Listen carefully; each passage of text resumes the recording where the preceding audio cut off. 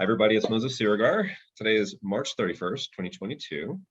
It's about 4:33 here in Arizona, and this is kind of our third lecture or talk in this little series here. So the first one was an introduction to holistic astrology. Then we did an introduction to holistic astrology, which got a little more into kind of ethical topics than I had thought it might, but I think it was important. And tonight we're going to play with it more, the locational part of it. We'll see. I do holistic astrology, so sometimes we get off the location, go to other things, because it's all about life. It's all about reflecting our lives and trying to see it from as many astrological angles as we can. So we got some volunteers here. They volunteered some birth times that were, what I've heard, they were solid birth times. They're from birth certificates. They're not rounded off to an hour, like at top of the hour, so they're a lot more likely to be accurate. Because I really do believe that this astrology is not the sort of augury or omen. I'm not saying that it doesn't have some elements of that, but I really do believe there is something quite powerful about the actual moment of birth. And it's based on actual facts. Where were you born? When were you born? Where were the planets at that moment? These are real things. And as above, so below. All right. So last week, Robin, who's one of the kind of volunteers here, we looked at hers after we finished our recording, and she's got to go at some point tonight. So I thought we might just look at hers pretty quick. And there's a point I wanted to get to too from last week, something I kind of wanted to clarify. So let's do Robin's first, and then I think I'll get back to clarifying the thing from last week. All right. So we have a chart here, August 29, 56, 3:35 p.m. in New York. This is the natal chart. This is tropical. As you know, in holistic astrology, I'm looking at the tropical and the sidereal, but I started with tropical, so I usually do the tropical chart first and the sidereal chart second. Even if I sometimes look at the sidereal chart first, if I want to know what's really going on in somebody's life, I actually look at the sidereal chart first for their dashas. But anyway, we had potentially a little bit more we could play with here. We had some other volunteers too, so we want to make sure to get to them. But I believe. Would you like to share it for us? Yeah, I believe, Robin, you were in. Is it just Phoenix? Should I put in, or was it Mesa? Or where, I'm trying to think. Waddell. Okay. Okay, so this is just the place, and let me share this stuff with you guys in a second. So we kind of looked at this last week. You guys weren't there, but this is Robin in Waddell, Arizona. And anytime we look at a place for somebody, we have to look at, as I do it, two things. You have to look at the chart. You have to know how to read the chart.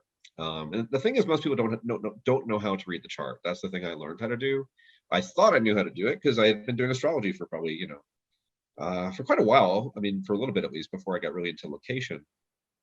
And what I found was that you actually need to read the chart a little differently than you think. It's really interesting. But this chart we looked at last week, and basically there's a number of things in this chart that are highly interesting. But before we go into this, I also want to show this on the map.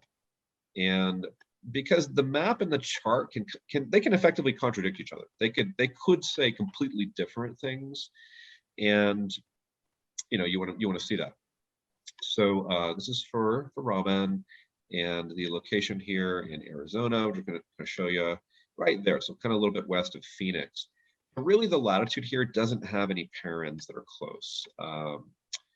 The closest will be to the south, but it's really not close. So it's just not the thing you want to focus on with a client, because it'll be like let's say this one here is it's a degree and a half away down at Tucson. That line per se is Uranus Ceres, which is maybe the best social influence I know of for people. If you want like a good social place, that line probably 97% of the time will give someone a really good social experience. And it's Uranus Ceres. It's because Ceres is so benefic, and Uranus has so much to do with being successful and popular and having a good social experience. So that's one of the most surprising things I've found, is that the Uranus Ceres parent is lights out for social energy, but it's really at Tucson right here. So do you have friends in Tucson? Do you hang out in Tucson, Robin? Do you have any experiences there? You have Chiron right there too in local space, but just real quick, curious if you have any kind of Tucson story or experience. No, Mars Mercury is there too. Sorry to interrupt you. Mars Mercury is there too. So there's another theme. So it's going to be a little complicated. Go ahead. I've actually only been there a couple of times. Okay. So Okay, so map-wise, we're not going to see a whole lot here that isn't also in the chart because we don't have any parents. Parents we can't see in the chart. We don't have any that are that close. Now, local space lines you also can't really see. Now, I do find this interesting. Remember how I was saying that I live in Prescott right here, and it's like it's right between my Moon and Ceres local space lines. But if I look at Waddell, look at that for Robin. It's right between her Uranus and her Chiron. So very Uranus Chiron. If that works the way I suspect it does, and this is what I'm still kind of collecting stories on, these sort of midpoints in local space. But you know what, Uranus Chiron sounds a lot like being involved with astrology, doesn't it? I mean, I really think it's all the alternatives around healing and coaching and personal growth and all that kind of business. So in general, Uranus Chiron should be more favorable for getting involved with things like that. Here you are. Here's Robin, kind of hosting this thing tonight for me. But the chart is going to show us a lot more interesting stuff. So let me try to do this quickly. What's really interesting in this chart, the predominant thing, the ninth house is very emphasized, sure. And not only emphasized, but like look at Uranus 4 degrees Leo, look at the cusp 4 degrees Leo. So this is an extraordinarily ninth house Uranus placement. So maybe you learn a lot of astrology while you live here, for example. I mean, that's really the kind of thing you might expect from Uranus at the ninth house cusp, but we could riff a little more on that, some other expressions as well. The sun is at the very end of the ninth house. It is just about a degree from the midheaven at the end of the ninth house. So we have two activations of the ninth house. Uranus is the degree of the ninth cusp. The sun is 1 degree away from the midheaven at the end of the ninth. Those are both extremely significant ninth house activations. But what I get really interested in when I look at this chart for a client is look at Saturn, right? Saturn obviously is a Saturn line. In typical astrocartography, which is kind of like, I'm sorry if this offends anybody, I think it's kind of dumbed down a little bit. I think it's kind of dumbed down locational astrology, which sometimes dumbed down stuff works. Like if you just say, well, it's Saturn, it's a Saturn line, then you can just kind of talk about a Saturn line and you'd be like, well, that's true, it works. But the thing is, you can do a lot better. You can get a lot more detail. You can see the picture much more fully by not just relying on generalizations that come from astrocartography, such as it's a Pluto line. I mean, it's amazing to me how many people will just tell you it's bad. I live on a Pluto line, and then almost always I pull it up and it's not the Pluto line. It's like so many other things, and it may or may not be the Pluto line, basically, But so anyway, in general astrocartography, we just pull this up and go, well, it's a Saturn line, it's a Sun line. Again, it's simplistic, and that's my case. It's my argument that that's a simplistic way to look at it. But I would say Saturn's extremely 12th house. It's extremely 12th house at the very end of the house, and Neptune's at the 12th house cusp, 3 degrees away. So that's about half strength there. So we have a very, very, very, very, very, very Saturn in Scorpio in the 12th. Saturn is double Scorpio here. It is Scorpio in the Vedic or sidereal chart as well. So if this, let's say this is your client, that person comes to you and we have an extremely 12th house Saturn and very, very Scorpionic, right? And Neptune's activated in the 12th. So we know the 12th house is going to be a huge part of the person's life experience. And so, 12th house things might be, do you feel some sense of loss or isolation? Or the thing is that at the very end, it's kind of like going into this quiet spiritual place where like, for example, I find a lot of people who work in hospice will have a planet at the end of the 12th house. Sometimes it's like a fallen planet. It's interesting. I've seen that a number of times, because this point is like meeting the end of life. It's like meeting the interaction of our consciousness with big consciousness. So this takes you to some really, really deep places personally for some really, much deeper work. But if this was just a 12th house place, it would be, a lot more challenging. Certainly very 12th house. You could talk about what that would mean. But let's say it was just the ninth house. Let's say we take the 12th house stuff out somehow. We'd make it ninth house. So this is a chart that really is kind of going in two different directions, because people are happy when they have these ninth house type placements. They're generally happy in those places because ninth house stuff doesn't make you unhappy. It's pretty straightforward. You get to learn things, you get to travel, you get to pursue higher education and do all kinds of ninth house stuff. There's all kinds of things you do that are fun in the ninth. But this chart is very dramatic, where it's very 12th and very ninth. And so now, Mercury is interesting because he's right at the 11th house cusp. And what I would like you to notice here is that if you go subtract, to go to sidereal for Mercury, it's Mercury in Virgo. So it's a very exalted, very powerful Mercury. So for example, she might be involved with, I don't know, like, posting a lot of information on the internet related to astrology. Exalted Mercury. a lot of Mercury, 11th house, reaching a lot of people through the internet. So Robin, you are one of the people who helps organize this, right? You know, I mean, Yeah. you've been helping me all along here. So I just want to point out, right, that this Mercury placement is profound. In fact, I live, as I may have mentioned, I live here in Arizona. I have the same thing. I don't have the exalted Mercury, but I have Mercury at the 11th house cusp. So I've made a living here doing astrology. I've read novels. I've worked with, youth. I've done all kinds of stuff that's very mercurial. Worked with my hands doing massage. I taught math. But this is an exalted Mercury. So here is Robin in a place where her Mercury can help the world get information on astrology or whatever she happens to be into. And so these are some of the key things that you would have to look at in this chart, and it makes it kind of a mixed bag, with the 9th and 12th. But if you put it all together, we could try to see how this could all come together. The nodes are emphasized here too. We could talk about that. The North Node is in the first, so in general, that gives you an opportunity to go forward and do your thing in life and be into hey, I want to study astrology or whatever your thing is. Generally that first house North Node is going to put the focus on you getting to be you and do you. So that's generally pretty good. Notice that trine to Uranus in her chart at the 9th house cusp. More and more amazing stuff for astrology. Look at the Uranus at the 9th house cusp in a very tight sextile to Uranus, which is exalted and sidereal here at the 11th house cusp. So you can really see how this place would kind of get her involved with something like the astrology, but also have this much more kind of challenging at times, inner dimension, the spiritual dimension of all this too. And so, I might say to a client, well, this might feel too heavy to you. Certainly sometimes it might feel, the Saturn influence, you might feel alone with this, you might feel like a lot of work, or you might be doing something very emotional or a loss. And so that's never going to go away. Like, let me look on the map, right? Saturn line is right there. It's never going to go away. So you can tell somebody that Saturn's not moving. When you were born, Saturn was right there. We don't get to really move it exactly, and therefore we get to look at what does it mean? What does it say? Like, what does it mean that you're always going to experience in that place? Now, Saturn and Sun, we could kind of riff on those guys a little bit. They could connect you to some purpose and work and all that too. But anyway, Robin, just give me the mic for a little bit. See if you have any comments, anything you want to, confirm, deny, anything comment on at all, really. So if I was to move to Tucson, would Saturn still be on my ascendant in the 12th house? Okay, so quick question here. So we're going to just relocate her to Tucson. Tucson's not that far from Phoenix. So Right. we're not going to see, we won't see a radical difference, but we did see a radical difference with the parents. And that really does change your whole life story, or at least it's kind of like you got a stew, your life is a big stew. And, you put a couple really tight parents in that stew. It's like putting, half a jar of a seasoning in it. It's you're going to taste it. Tucson, now just notice the subtle shifts here. The rising went to 2940. So a little less Saturn, actually. A little less Sun as well. Uranus also moved a little further from the 9th house cusp. A little less of that. And that's actually more significant than you might think.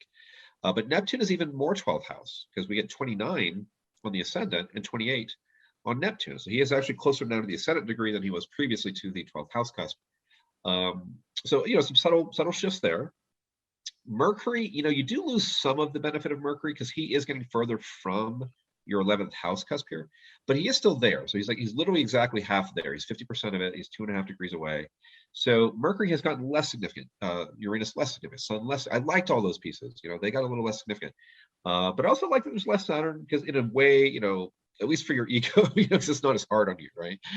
Your soul probably loves all that brutal Saturn stuff, right? But it's not always brutal, but our soul loves those lessons, I think. And so it's kind of like you get to talk to the ego or the soul, and people are generally coming to you if you're doing my job, and they're coming for the stuff they want. And now Tucson would be more Chiron for you, Robin. So you can analyze your Chiron, see what the themes are about for your natal chart Chiron. So for example, we have a Chiron here. We've got Chiron 7 Aquarius at the the 2nd house cusp. Quincunx the Sun, trine to Mercury. Trine to Mercury is pretty sweet there, especially with that exalted position in sidereal. Sextile with the nodes. So we also got some harmony with Chiron there, very 2nd house. 2nd house, we get into some themes like we've talked about, the 2nd house being a bit complex. But, it's a lot more Chiron. It's a retrograde Chiron, which kind of means like, well, is that karma? Yeah. Does it mean you have more gifts with that planet, especially the older you get? Yeah. It means you're actually have more power with that planet too. So you could use your Chiron more effectively there. Maybe 2nd house. Is this about maybe you go to Tucson and Chiron in the 2nd house gets activated, and the theme is now, can I support myself? Can I make a living? Maybe you do more astrology. I don't know. But Uranus series is an amazing parent, and it tends to be, like I said, 97% of the time, approximately, it's really good for, or at least good for social life. It's the best thing I know for that, actually. Um, and but right next to it is Mercury Mars, right? So Mercury Mars, I think it is more of a neutral category. Really good if you want to like have a lot of energy to learn something, or write, or work with your hands. Study something maybe scientific, or how to fix stuff. Martian stuff. Um, but Mercury Mars, you could be more accident prone. You could be more argumentative. You could have more conflicts with just friends. Verbal stuff could be more intense. And Mercury is also your mind. So Mercury Mars could mean that there's more pressure on the mind. So someone who deals with like depression or some kind of mental anxiety or something, Mercury Mars, I'd be less inclined to recommend to them, more inclined to recommend it to someone who needs the mental energy, to get stuff done. So those are very powerful in Tucson, very powerful. And one of them I think is great. The other one is kind of can go both ways. And then the Chiron thing is absolutely right there too. So Tucson is a bit different. You do get less Saturn, and that might be worth it in a way, just to get a little breathing room from what Saturn's doing there for you, if you feel that's intense. And I think with this kind of Chiron Uranus series, Mercury Mars, there's some kind of creative and dynamic happening in Tucson. So it would be an interesting experiment. And if it were me, I thought that the Chiron placement really made sense for what I wanted to focus on. And I thought I had a good use for that Mercury Mars, where I could maybe just writing, or really have a lot of energy for that kind of business, and like really try to not get into too many arguments with people. Mercury Mars. Then I would like it, quite a bit more. So an interesting option there, I would say, for you versus Phoenix. And it kind of ends up being, in a way, it ends up being more stuff, because we have 2 more parents and a local space. So any other comments, Robin, before we go on to somebody else? Any confirmations or feedback or anything like that? No, I guess it makes sense having Saturn on my ascendant here. I have been, I do, since I live here, find it harder to get myself out there in physical space. Okay, yeah, for sure. That 12th house would tend to isolate you. Have you had a lot of those kind of, more the intellectual? I mean, obviously the astrology has been big for you here, right? Oh yeah. Well, yeah, I've been doing that since 1977, but okay. But yeah, I've expanded and learned a lot since I live here. Okay, and you're doing these videos, which is that's interesting too. Okay, very good. So I think, let's see. So we still got about an hour or so here. So it's good news. A little bit less than that. So all right, any other questions, Rob, before we move on? No, that's good. Thank you. And when we went over it last week, my impression from you was the things we went over were basically accurate. Is that correct, or?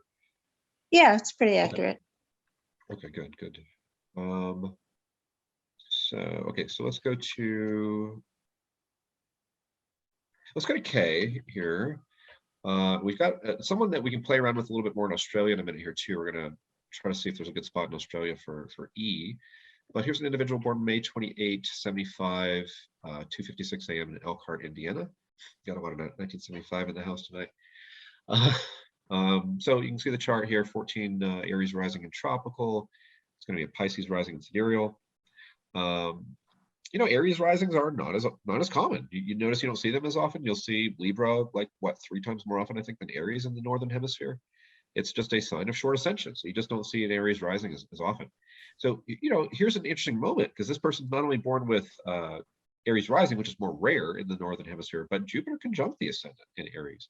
And that's a Jupiter in Pisces and sidereal astrology with a Pisces rising in sidereal astrology. So who is this person? Now I'm like, okay, wait a minute, who is this person? Because, and by the way, I have not looked at this chart yet. I pulled them up. I literally typed them in earlier today, and I chose not to look at them because I just wanted everything to be blind, so you guys can see that you can look at these right away and start to size some things up. So pretty cool, chart here from a Vedic point of view, in the sense that we have Jupiter and Mars in the first house with Pisces rising. The reason that's cool is because Jupiter rules the first house and Mars rules the ninth. So the Lord of the first, the Lord of the ninth. That's a Raja Yoga. It involves houses of Dharma.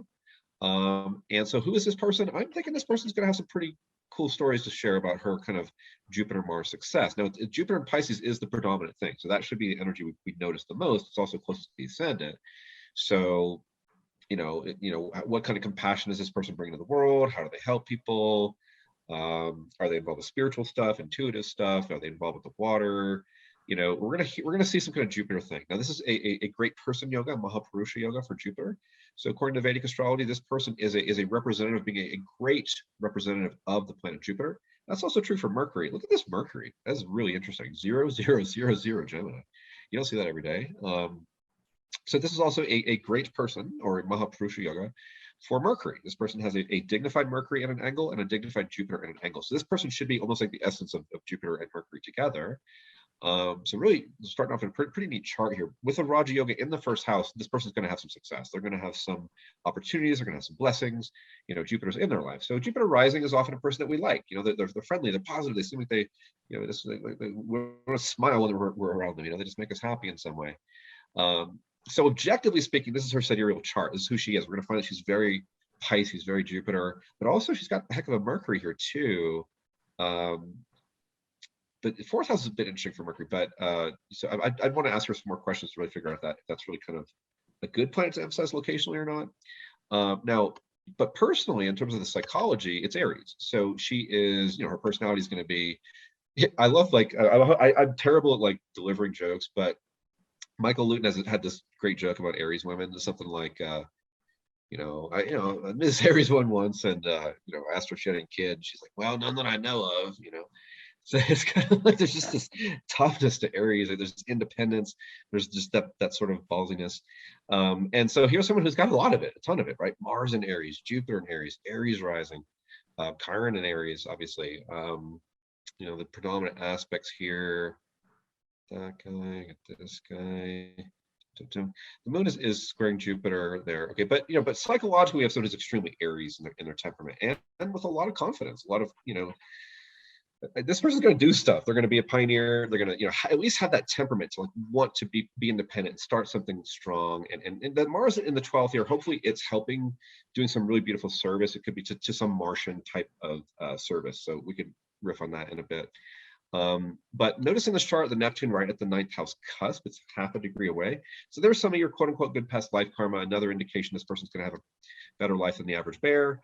And in this case, it's very Neptunian. So maybe they get to, travel to the water, maybe they get to just travel to beautiful spiritual places.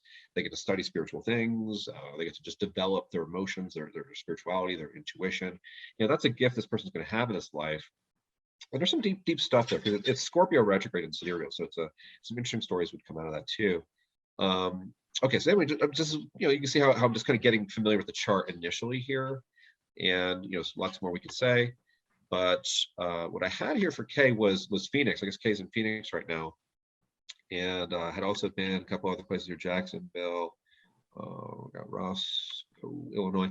But let's just look at a previous place first. I guess that's probably fair. Should we go Jacksonville or Roscoe, Kay? What do you think? Roscoe more recently, but Jacksonville, a decade or so ago. Okay. Jacksonville was closer to the water. I'm curious about that. Okay. Well, you're curious what maybe. Since you mentioned the Pisces, I'm not familiar with the sidereal stuff at all. So. Okay. Yeah. So first of all, as far as what I was saying about you initially, does that connect at all? Is that? Yes, absolutely. Okay. So stuff was actually quite interesting too, as like I said. But yes, I'm very much an independent entrepreneurial person. Right. I was a nurse for 20 years. So obviously very, compassion was my vocation. And more recently, in the last couple of years, I have been studying astrology, and then am hoping to make that a profession here in the next year. Okay. Would you say you've been relatively well off in life compared to the average bear? Have you had some good opportunities, or have you struggled more? I don't think that I've struggled with needs and essential needs and things like that. I know I've definitely had a better lot in life for that. I think we all have our own emotional things that we have to fall through, but my Venus conjunction in Cancer was a little tough, but right. I mean, the moon in Capricorn opposite Venus and Saturn in Cancer, that's that emotional part that you're talking about. And That's the fun part of being human sometimes. And and my Mars is opposite my Pluto, so it does seem yeah, that's the thing. Yeah, that's the thing. You know, push pull sometimes, but absolutely. But you know what? That Pluto opposition means like when you're working on a hospital, you're a freaking hero. Like you're saving lives. Yeah. You're dealing with stuff, right? So you have this intense way that you would get in there and deal with it. I'm guessing. Yeah, I was a critical care nurse, so critical care. Yeah. Yeah. Because when you do Mars in Aries, you do Pluto as well. So you're not messing around. This Mars is definitely doing its taking care of its business here. So, but you know, go back again just to the big picture of the Vedic chart. Jupiter, Mars in Pisces in the first house. That is who this person is objectively. And it's Raja Yoga. It's 1 and 9. So when you combine 1 and 9, you're going to be doing dharmic things. You're going to be helping people. You're going to be raising consciousness in some way. Oh yeah. You know, it's you know, and of course, Pisces is the 12th sign. The 12th house we associate with hospitals and often things like nurses. So yes, having been a critical care nurse, that's a pretty good, you know what I mean? Like obviously that fits what we're talking about extremely well. Yes. Okay, that's good. So Jackson, this is a place you have lived and you might also want to live again. Is that right? I don't know that I've lived there again. I am looking to again towards something that has closer to water, but I did live there. So maybe because it's closer to water. Okay. Now, if you move, what are your goals? What are you really looking for? You know, is it kind of like what everybody's looking for, just all around happiness, or is it, you know, you might have, obviously most people do have specific things that are more important. So we're looking at Jackson County, Oregon for we want to start a permaculture farm. Ooh. And it's difficult to do that in the desert. Oh, okay. I shouldn't say difficult. It has been done, but specifically, we're looking at that area because it has a more Mediterranean climate. Okay. Can you tell me the town there in Oregon? Medford. Oh, okay. Okay, so let's just play with this for a minute here. We'll take a look at Medford, Oregon. So permaculture farm. You would be part of a community? You would own the land? What would that be like? Both. We would probably have the land, but we also want to open it to community.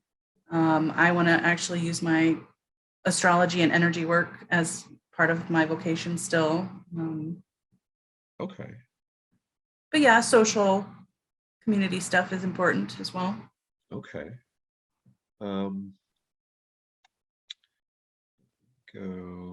Let's look at this on the map here.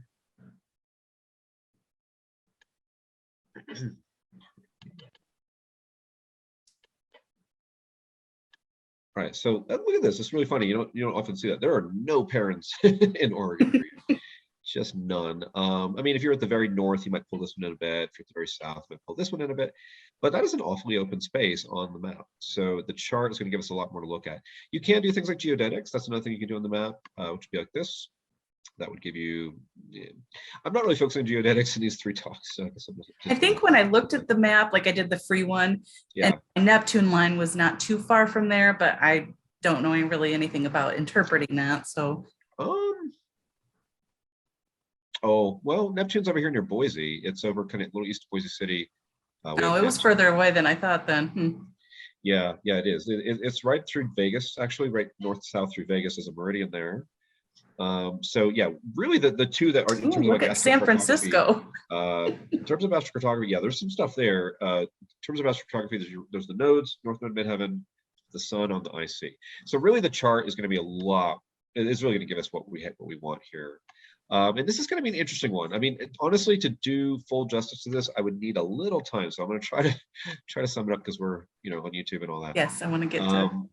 Normally I spend like 2 hours with a client. We can really talk about these things, make sure we figure stuff out. But there are a lot of activations in this chart, so there are a lot of stories. It's not going to be like one straightforward thing. Like, and so it'll bounce around to various different experiences. That's not necessarily a bad thing. It kind of no, my Gemini mind needs some options. Fair enough, but if you're bouncing around to things that you didn't like, that'd be a different story. And some of that is true. And so there is a real issue here. Let me show you a couple things I like. Mercury is 3 degrees from the 5th house cusp. Uranus is 3 degrees from the 9th house cusp. So plenty of Mercury, Uranus 5-9. I think that's great in terms of your desire to do more astrology. North Node at the end of the ninth. Okay, that helps a little bit there too. But, okay, so really what's going on here is, that's quite worth considering, is the rising is about, let's round it up to 13 Aquarius. And the 6th house cusp here, or the 12th house cusp here, is going to be at 19 or 20 Cancer and Capricorn. So you notice the degrees, you notice the porphyry cusps, the ascending degree, which is equivalent to equal house cusps. And we basically see that your Venus-Saturn conjunction, which is opposed to your moon, which is in a mutual reception with Saturn, is active, but it's active in a 6-12 way. So no, this is not the easiest part of your chart, as we've already talked about. This is the more emotionally challenging part of your chart.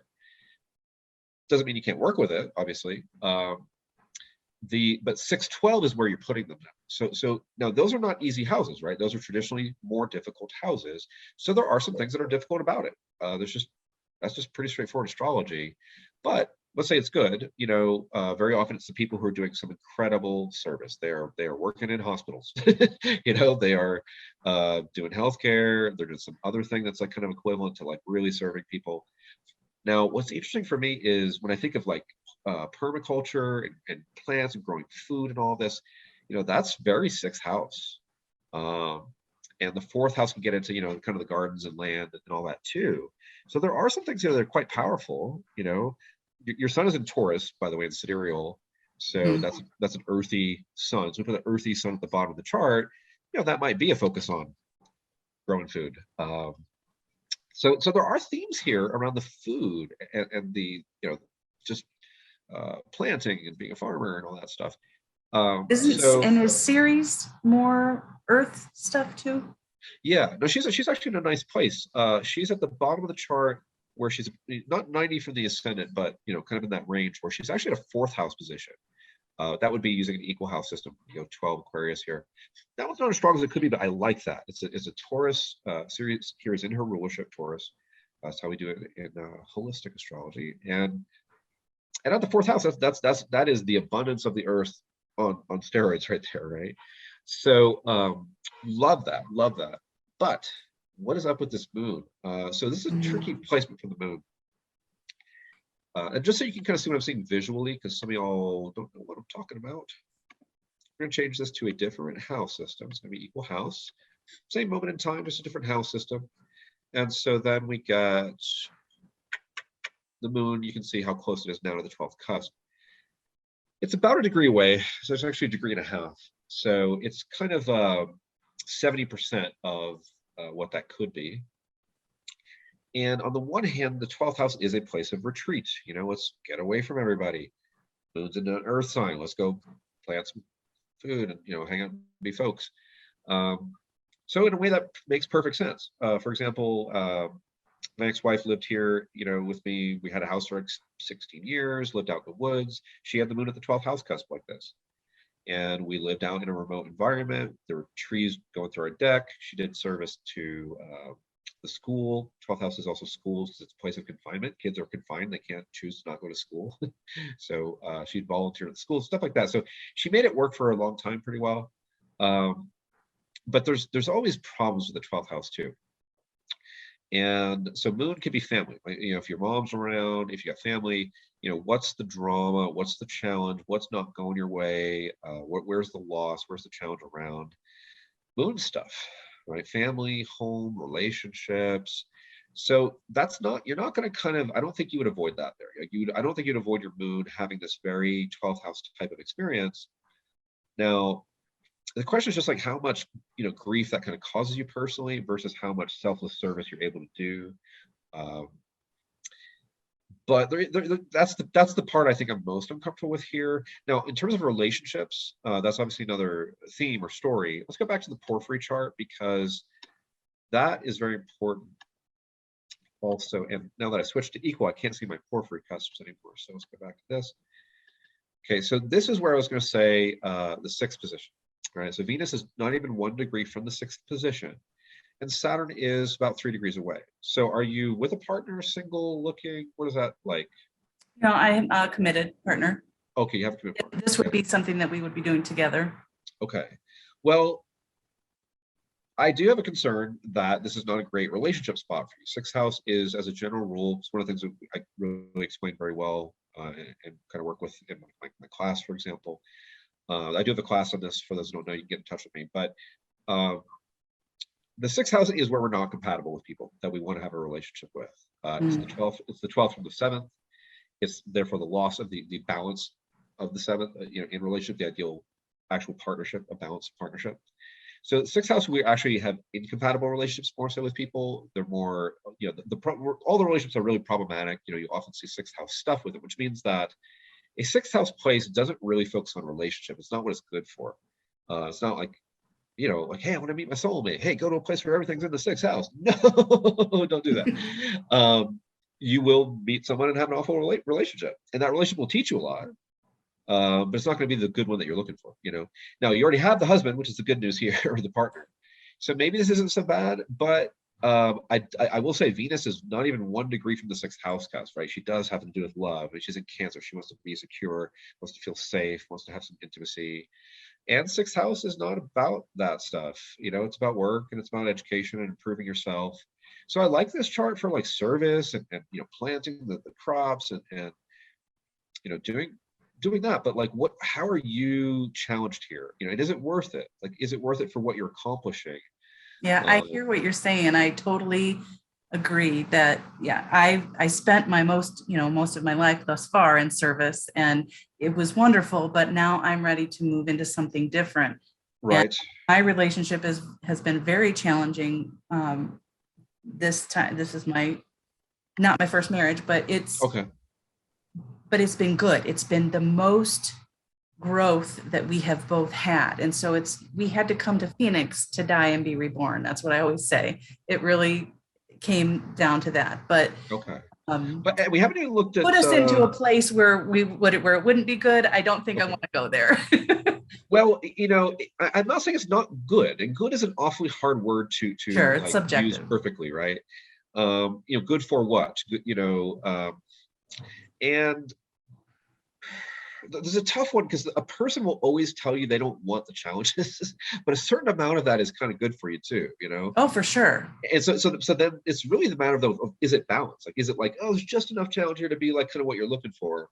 I think the moon thing is fairly challenging there. And eventually that will be challenging, but then again, life has a way of doing that to us, doesn't it? So I don't know that I see enough there that I'm thinking like, I wouldn't go there. But then again, that 6-12 stuff, it doesn't put your moon, in Venus and Saturn in places that get easier to work with, and that's, I'm trying to make it easier. Right. So you're going into Jupiter Dasha, May 18th, 2025 is one of the dates you could say for that. But really, that date is just one date. Realistically, it's going to come in before that. Realistically, you're already experiencing it. In fact, right now, I would tend to say Jupiter return. Yeah, well, Jupiter Dasha is coming in. So okay.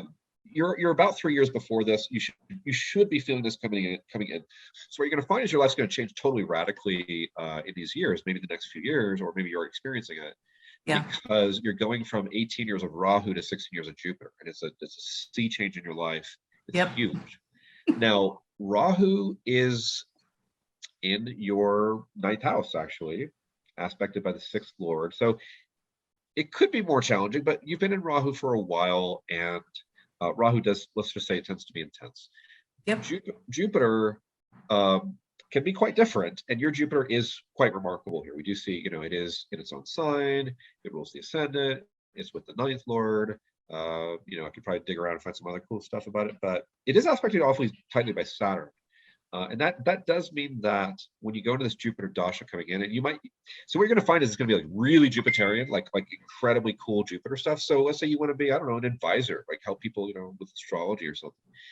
Really good for that. And the Aries tropical part gives you that sense I can be, independent. I can do it on my own. I can have the courage to kind of stand out, step out and do my own thing, maybe.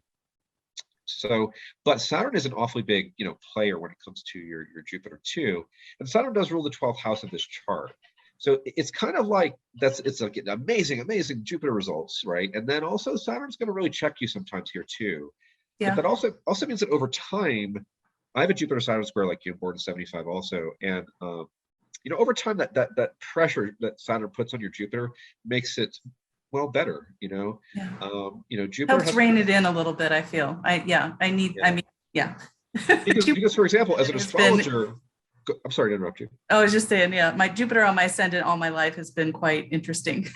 Okay, I bet, right? But I have a Capricorn moon, so Saturn is a friend of mine. Right, good. So that Jupiter cycle coming in with Saturn being involved, there will be these moments where Saturn's very, very tense there, and yet what I'm saying is that because Jupiter as even as an astrologer, the capacity to like predict something, to look forward, is Jupiterian. So Saturn will make you better and better and better and better what you do. I have a Jupiter Saturn square, so I've been working on this for a very long time. And so you're going into that phase of life where you're going to be able to do your thing in a really amazing way, I would imagine, with some really great Jupiter type results and just kind of blessings and all that. But also, Saturn will test you and challenge you, and so I think it's good to keep working. And I think what's good with your Saturn then is it is in this chart, different chart obviously for you, but fourth house with Venus and Mercury. So your Saturn is flanked by Venus and Mercury. So he's hanging out with a couple of nice guys. These are kind of like the nicest, teenagers, they're fun to hang out with, and they're chilling. He's, they're in Gemini here. So there's a lot of intellect here. There's a lot of, a lot of ability to do Saturn, because Saturn's getting blessed by these malefics, being surrounded by benefics, being surrounded by benefics.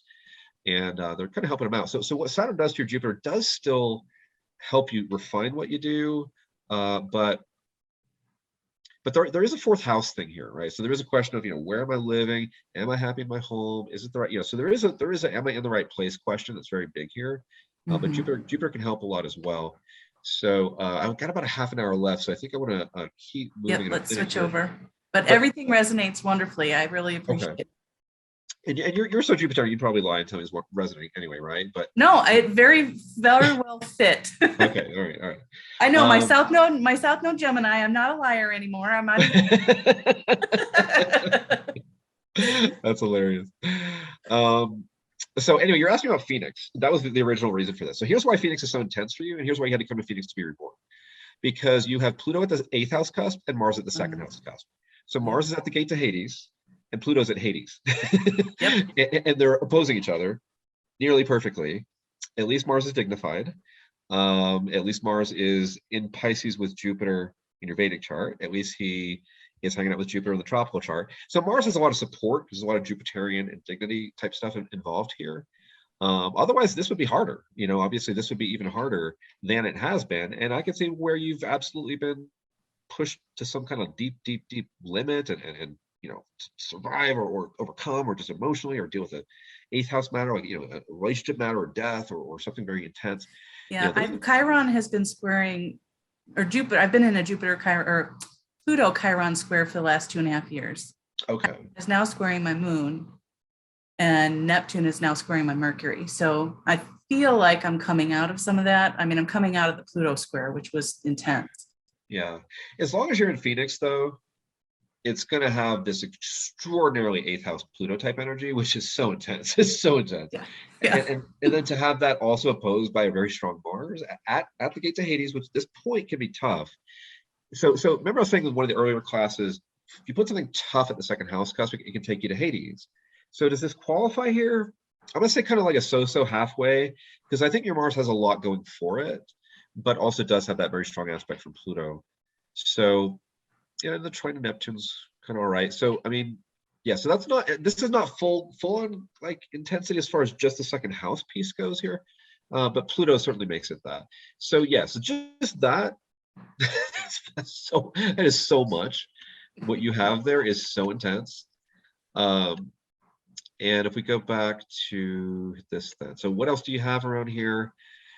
You have a Venus-Mars parent, a little south of Phoenix. Let's see.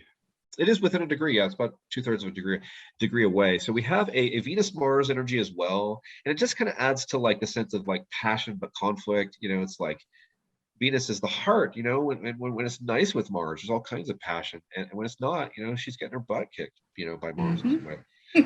So Venus Mars is very fleshy. It's very passionate. It can be good for money if you want to like make money. And it, but it's way overrated because everybody's like obsessed with sex. Everybody thinks Venus Mars is really great, and Venus Mars is great if it's like a trine or like some other nice stuff like that. But Venus Mars is the goddess of love and the god of war, and while they have plenty of polarity sexually with each other, they also are the god of love and the god of war, and those things don't really do the same thing.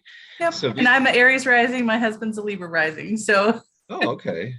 We balance, but yeah, there's definitely that Venus challenge sometimes. Are you more the aggressor then, or is it kind of balanced, or what is that? But like? He's an Aries sun, so it's okay. we both have our own power struggles. It's quite interesting, but it has been the most growth that either one of us have ever experienced in our life. Right. I mean, with all this his Chiron return, so it's been emotional for both of us the last couple of years. Enough, yeah. And I think with the whole Moon Saturn Venus thing that you've got, it's a slow process to feel safe with somebody. And Saturn and Cancer, we're not great at that. We're not great at feeling safe with people because we've been something happened in our childhood that made it hard for us to kind of attach often. So so that's in terms of when things get difficult emotionally for you, I would say. The Capricorn will really put those walls up, right? And it's self-protection. And it takes time, like I actually really like Capricorn women. Dated a lot of Capricorn women, and it's just like I feel like there's this process of you just really got to give them time. Yep. they really need time to feel safe and feel comfortable and like get that Venus and Cancer all wants all the security. Right. So you need to be with someone who helps you feel safe. And so the Aries part can sink your battleship, right? If you get angry, he gets angry, you start yelling. Next thing you know, all those sweet feelings you have for each other, they're out the window. So but we could talk. But thank you for sharing that. Yes, thank you very much. I really appreciate it. All right, so no other feedback there. So we're going to go to E and born in Melbourne, Australia. Are you still there, E? I am still here. Hey, everyone. All right. Hey, hi. So 9:10:75, another 75 or 2:50 p.m. Yep. Okay. And Melbourne. So we got 8 Aquarius rising in tropical astrology. And just taking a look around the chart. I've not looked at this chart before, so this is all just off the cuff. Notice here the 8 Pluto and the 8 rising. So she's got a very, very, very 9th house Pluto and a very, very, very 11th house Neptune in a sextile, of course. Okay, wait, I want to see this Vedic chart. I'm not getting enough clarity just yet. So who is this person? Okay, we got Cap rising. So she is a Cap. She's a Capricorn. She works. She's got a duty, responsibility. She takes her family stuff seriously, whatever that is. She is a Capricorn. And Saturn's in Cancer in the 7th there. Aspect in the ascendant, which strengthens it, but does cause some issues for it as well. Sue is requesting remote control of my screen. I don't think we'd want that, do we, Sue? No, we don't. Okay, I'm going to decline that. All right. Okay, so we have a interesting Jupiter here. Vargotama Jupiter, 0 degrees and 3 minutes of Aries. So very beginning of Aries, very emphasized, and this makes this person really Jupiter in Aries. She's like me where she's got the triple Jupiter in Aries. I'm August 75, she's September 75. So it's tropical, sidereal, and Navamsha. So we will find Jupiter in Aries in all of her charts. So this will be an absolute key to understanding this individual. It's in the 4th house. That's interesting. Okay, Moon is over there in the 10th. So Moon in Libra is in the 10th as well. Have a rather exalted Mercury in the 9th house. Mercury's in Virgo. And I say rather because it's near the middle of the sign. Mercury's exaltation degree is 15, so it's a little extra exalted there. All right, so I was just saying we have a very exalted Mercury near the middle of the sign, 9th house Mercury. So awfully dharmic Mercury. This person has all that kind of good past life karma with their Mercury. They're going to have, intelligence. They're going to be able to organize things. They're going to be sharp. They're going to use that to serve people, to raise consciousness, do something positive, to teach, maybe or help organize intellectual things or something like educational. So really interesting Mercury there, and really strong 4th house Jupiter in Aries. So I'm thinking this person has this incredibly deep sense of like self-sufficiency, to do their own thing, to be strong, to go their own way. And somehow it's in the fourth house. So, how are they finding their way in terms of where they live or their home? How are they bringing their strength and like their kind of courage to like, this is the kind of home I want to have. This kind of family life I want to have. There's something very like something interesting there. Saturn does aspect it. Saturn rules the ascendant, so it's not such a bad aspect here. Okay, so this is a fascinating individual here. Mars South Node, so she gets a lot of ability to play with creatively this very physical energy. Mars in Taurus is very physical. Ceres in Taurus is very physical, and the South Node's there too, which makes it more mystical actually, but also amplifies the power of what's going on here. So I know this person's got some really interesting talents and so on. So, so I'm just kind of getting a rough idea of the chart to start with. Any thoughts as I'm sharing things about your chart so far? Yeah, super accurate, especially around independence and redefining family and my home. So I've been married, just separated again from my current partner, and now my son and I, very amicable with all of my partners. And so, yeah, it's this constant journey for me about defining and finding a place that feels like home and really expands me and in all aspects, like physically where I live, but also, in relationship and, so yeah, that all really resonates. And the Mercury stuff too. My intellect, I'm a project manager and, I'm very quick with my mind. I can manage a lot of things at once. Right. And now it's about how do I use that intellect to serve my deeper, purpose and heart. I'm kind of over the corporate gig, and the last 10 years have been trying to move more into what I love. Yeah. Okay. I think your parents are really difficult around Melbourne, and I think that, or Melbourne, is that closer to it? Sorry. I love talking to Australians, but how do you say this one? How do you say this one? Melbourne, Brisbane, all that. But anyway, so really close to Melbourne site is Sun Mars.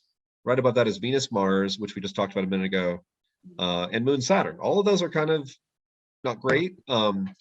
And I can explain why. And at the bottom here is also Saturn Pluto, which is also kind of not great. Now, the Moses, would you like to share it? Oh, yes, of course. Thanks. You know what happened was that thing happened. Okay, let me go back to where we were. Right. Okay. So share again. Sorry about that. We had a little technical thing come up there. All right. So yeah. So back to Melbourne here. So chart wise, here's the thing with Melbourne. Like your chart is not. It doesn't look like a particularly hard chart. Like the chart itself isn't causing a lot of the problems I would imagine that you're experiencing there, or the challenges I imagine you're experiencing there. In fact, it's got that whole thing with Pluto at the 9th house, Neptune at the 11th house. So to me, that's like you're connecting with deeper wisdom, deeper purpose. Ceres is actually at the 5th house, cusp in Gemini, so there is some kind of creative fun or something like that. Now, your situation again, I'm sorry, you're with a partner and how many others? Yeah, so lots of partners, but married once, 2 serious long-term relationships, and just separated from the second one of 10 years. Yeah, okay. Yeah. So number of relationships here, like this chart, like does this look like a good relationship chart? Like if you live in Melbourne, should it be good for relationships? It's not as strong really one way or the other on that. We can say some things, but I think what is probably telling us more here, where more the information is we have the parents. And so very close to Melbourne is the Sun Mars. Sun Mars, I find, means you're going to be in conflict with your partners and arguing with them, is usually what it means. Yeah. So it's very hot, Sun, right? Mars also has that kind of hot, intense element to it.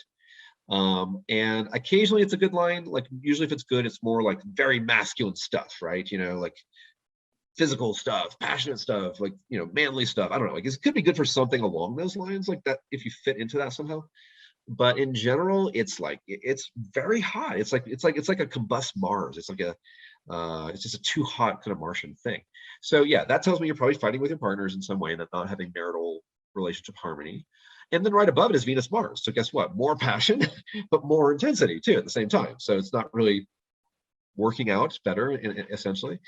A little more fun maybe, but that's, and then Venus, and then Moon Saturn's above that, close to Bendigo, which I don't know how to pronounce, but about less than 1 degree away is that. So that is also within a degree. And Moon Saturn sounds awfully depressing, doesn't it? As far as like Can I get the home I want? Can I get the family I want? Can I get the relationship that I want? It makes something a little heavier, more depressing, a little harder in terms of getting what you want. And then to the south, just over a degree away from Melbourne, is Saturn, Neptune, and sorry, I said that wrong. Saturn, Pluto. Saturn, Pluto's right there. So we know about Saturn, Pluto from 2020. How was 2020 for everybody? They had a conjunction at the beginning of 2020. And it wasn't a lot of fun for everybody. Things, Saturn, Pluto, things, to me, the energy slows down. Money doesn't come as easily as it could under an influence like that. In fact, it might just come slower. You might just have more slow, stodgy, So essentially, I think you've got like a perfectly okay chart there, some cool stuff to work with. Not that the chart to me is like as a relocated chart, it doesn't have like so much that's so interesting. So I think you've got like in a way a really cool natal chart that we looked at, like that exalted Mercury in the ninth house of your Vedic chart is quite significant for you, I think, in the Jupiter. So that's who you are. But is your location really giving you, is it allowing you to be kind of the best that you can be, like to take most advantage of some of your gifts? I don't know. I don't think it quite does it. I think that you can probably find some places that feel more supportive, feel less difficult, kind of maybe get some more magic going for you. And I think we start with the problem being the latitude right there, in my opinion. Yep. So what I'm going to do now is look at these other latitudes and see if we have something else that actually looks good. Yep. Have you been down in Tasmania? Yeah, I love Tassie. I love it. It's cold is the only thing, but I do love it. Well, this is the area I would think you would love, is right here, like Devonport, like the northern part of it. I would imagine you would really love that part. But let's see. Or if you spend enough time there, I think there's a lot to like about it. So the latitude there, and I don't like the southern part as much. Have you been to like the southern, like Hobart and all that? Yeah, I don't like that as much either. Yeah, it's usually North Tassie. Yeah. Yeah, you've got like the south is not as good because right around Hobart you've got the Saturn Mercury is fine, but Saturn node is like all kinds of Saturn. It's all kinds of karmic heavy. If you live in Hobart, you're gonna have like really karmic Saturn type relationships, right? So that's hard to sign up for. But in the north, what do you have? Neptune Ceres, total magic, totally connected with nature, sweet, innocent, kind of this beautiful energy. Right below that is Venus Ceres. Again, very sweet. Maybe it's nice with women. Maybe you get nice food. Maybe there's nice, relationship. Those are pleasant. That's a pleasant latitude for you, And the bottom is not, near Hobart is not. And I don't think Melbourne is at all, actually. I don't think Melbourne is at all. Okay, what else do we get here? Let's go around the Perth latitudes. And we'll get Perth, we see Venus, Saturn. That was the Venus, Saturn. That was north of Melbourne. And then we get the Uranus, Pluto above that, which doesn't sound like a lot of fun. And then Venus, Moon right above that. So the Venus Moon is fine, but it's next to the Uranus Pluto. So if you want Venus Moon, you have to also hang it with Uranus and Pluto at the same time. Probably not quite what I'm looking for if it were me. So, what about East Coast? I've spent a fair bit of time up East Coast as well, like northern New South Wales, Brisbane, north of Brisbane. Right. Up there. Okay, so again, I'm not saying I love this Venus Moon right here because the Pluto Uranus is very close to it, but pronounce this one for me, the Nambucca heads. Yeah, Nambucca heads. Yeah. Okay, so that is the Venus Moon, which is a nice, sweet little combo. But Port Macquarie has got the Uranus Pluto. They're both in this area, but that you can differentiate them still that way. Yeah. Now the moon goes right to this Nambucca head spot. So now I'm like, okay, now we might have two things. So now we might like this, but then we have to go back to your moon. So the question is, how much do we like your moon? It's a local space moon line, so it just activates your moon. It doesn't really activate it in a particular area, like on an angle. All right, so moon here is in Scorpio, which is a big red flag for me. It is the fallen sign for the moon, so I know that that's going to have some challenges. It is also with Rahu, which is kind of good, kind of bad in a way. It's like it makes it more intense, makes it more powerful. It is more complicated, I would say, in the sense of Rahu being more of a challenging guy sometimes. So now the moon is in Libra. We saw in the Vedic chart, ruled the 7th house there. So moon rules your Vedic 7th, so it probably does bring you more relationship energy. But and moon was in Libra, so there is a possibility that that moon line just brings you a key relationship. Your moon in Scorpio though is at the 10th house of the chart, so she is a little more career driven. So maybe that is okay if you're doing some scorpionic, intense career thing. You're making your money. You're doing something interesting, maybe with Rahu, maybe something like out of the norm, something a little different. It sounds like you're not necessarily doing that, but if you go to that moon line, then you have to become very Scorpio. You got to become very kind of like North Node Scorpio. So you got to really confront stuff. You got to do things that are more about healing and growth. And there's an edginess to that. It's not soft. It's not supposed to be soft. It's not the part of you that's like, oh hi, let me just make your ego feel good all the time. That's not Scorpio moon. Scorpio moon will confront things when it needs to, and that's where its power comes from. That's why it's such a powerful thing. So if the moon looks really nice, then I'd be kind of like, that's really interesting, and the Buka heads there. Now, I haven't even looked at the chart yet. So I'm actually saying stuff without having seen the chart. I might pull the chart up and say it's great or it's terrible or whatever, because we have to kind of try to put it all together. So let's do that right here, just as an example here. And this will give us an example of what that coast is like for you too. The charts won't be so different, the places that are a little bit north and south of there. All right, everybody cross your fingers, hope for good things. Whatever's there is there, and that's what the universe says. So, all right, so here we are, Nabucco heads. What do we like? What do we not like? There's some stuff to like here. Yeah. And so again, a lot of this will be true of the East Coast in general. The parts I like a lot. I really, really, really like this series placement. Holy cow. Do you remember I don't know if you saw was it the first or second video? I looked at Kelly Lee Phipps's chart. I think it's the first one. And he had Ceres in Taurus at his 5th house cusp. This is what you have here, because Ceres is in Taurus in sidereal astrology at the 5th house cusp. And I was like, he's this guy that, for me, opened my whole mind and to the fact that how benefic Ceres is, and how wonderful and how abundant her energy is. So this is a remarkable Ceres placement at the 5th house cusp right here. It is exactly trying to the ascendant. And so I know some people are going to watch this, and a lot of people, what they'll do is they'll say, oh, it's trying the ascendant, right?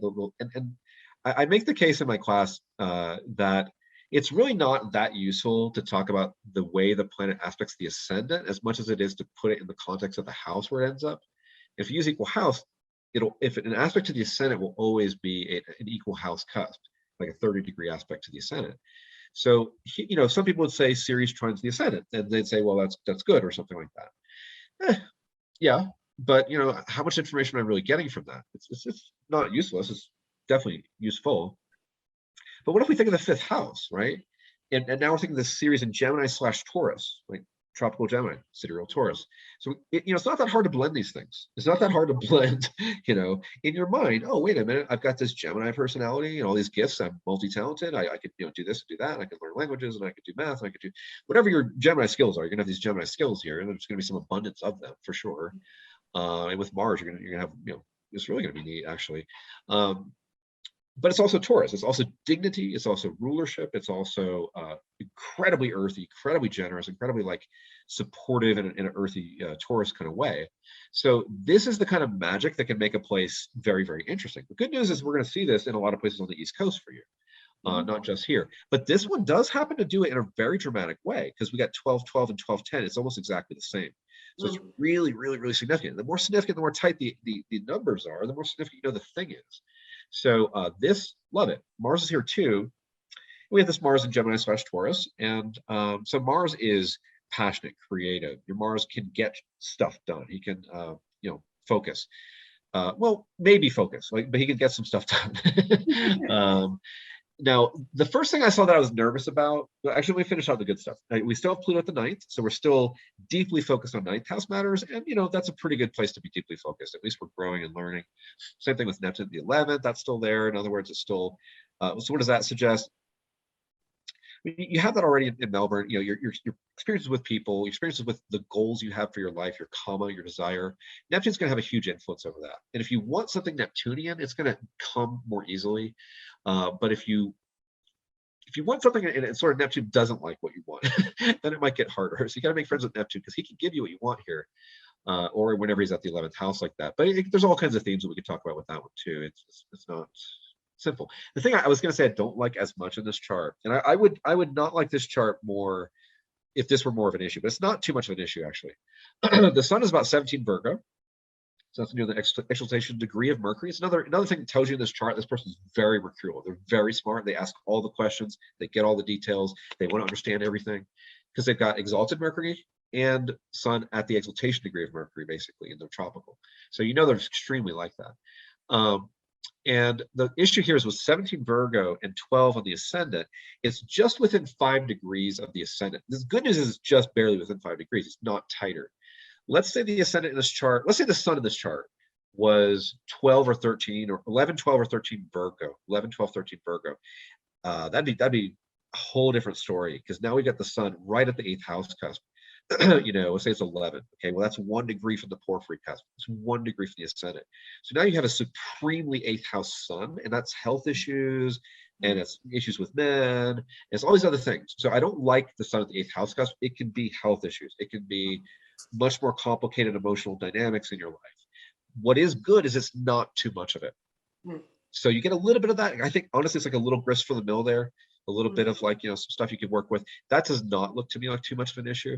Obviously this depends on your birth time, and if your birth time is accurate, then these things I'm saying hopefully would be accurate. But we were just kind of looking around a bit too, so let's keep going. I know we're going to run out of time here in about 7 minutes, so let's see what we can do in 7 minutes here. So just in terms of, let's finish with the latitudes. Keep going north.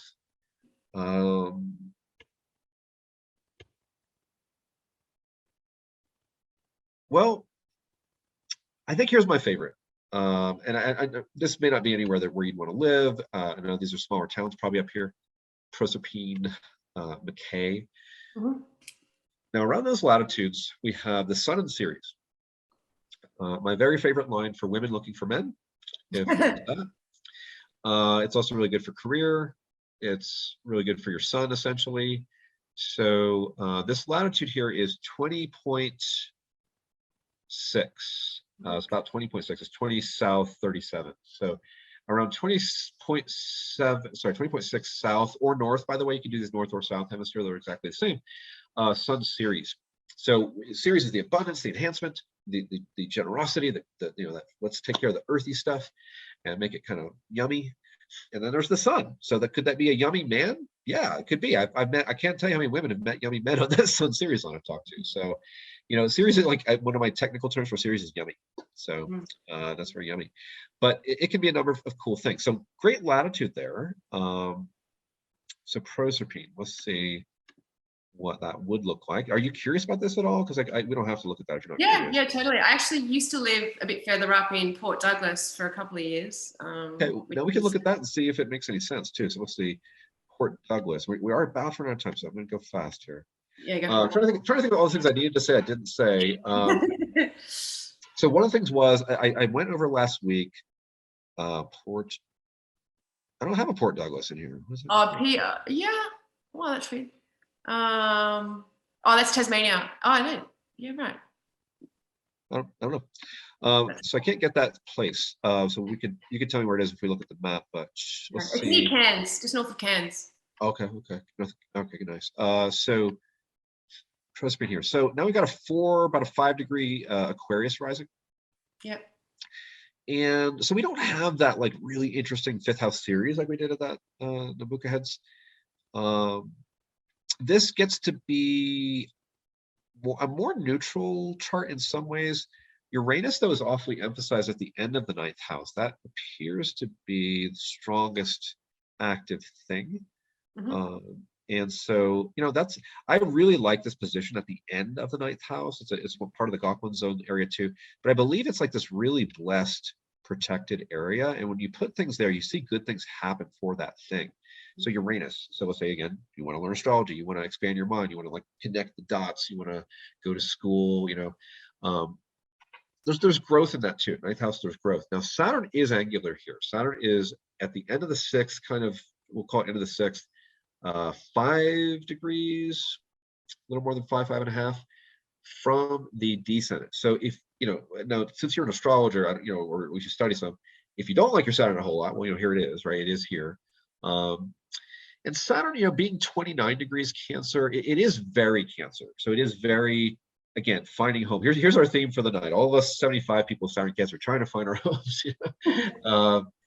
And it's a little hard for us sometimes because, again, we have a harder time attaching to people because something wasn't right in our childhood, maybe, or something like that, And so there's an emotional thing. How do we learn how to get comfortable and safe and attach and be somewhere cozy? Well, this place here, you know, because it's sixth house, there's inner work. So it's more of an inner cleanser you're doing there. Maybe working on some things like abandonment issues or some kind of emotional types of themes in your life.